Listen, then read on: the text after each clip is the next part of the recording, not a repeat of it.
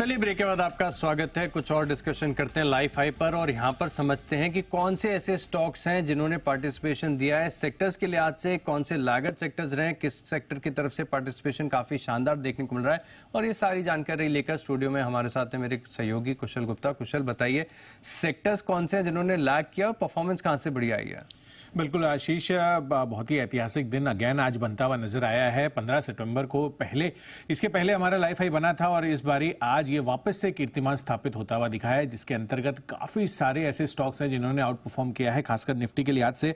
आप देखिए तो यहाँ पर बजाज ऑटो, हीरो मोटोकॉर्प, कोल इंडिया, बीपीसीएल जैसे स्टॉक्स ने 20% से 25% तक की छलांग लगाई है। तो अपने आप में ये एक बड़े कॉन्ट्रीब्यूटर्स रहे। ऑफकोर्स टाटा मोटर्स भी इसमें आप जोड़ लीजिए। ऑफकोर्स लूजर्स के लिहाज से यूपीएल क्लियरली अंडर परफॉर्मर रहा है पिछले कई महीनों से। Wipro, HDFC bank, Adani enterprises, ICICI bank जैसे स्टॉक्स पर हल्का दबाव आपको लार्जली देखने को मिला है, बट ऑटोज यहां पर बड़ा कंट्रीब्यूशन बनता हुआ नजर आया है 15 सितंबर के बाद से।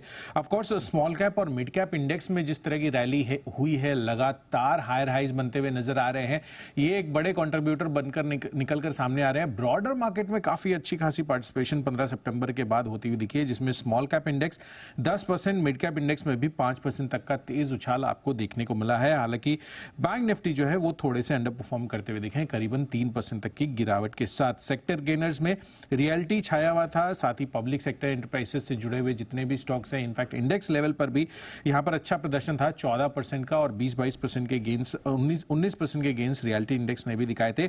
ऑटो इंडेक्स भी पीछे नहीं था। ऑफकोर्स निफ्टी में तो कंट्रीब्यूट किया ही है और 8% की तेजी वहां पर भी देखने को मिली।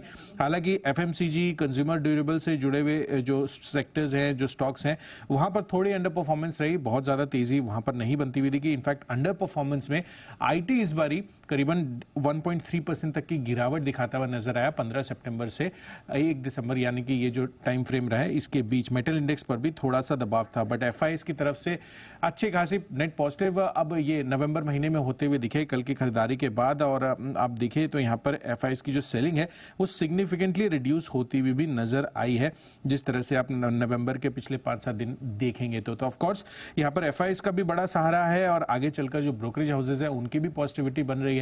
और इसी वजह से हम देख रहे हैं कि यहाँ पर एक नया लाइफ हाई फिर से बनता हुआ नजर आया।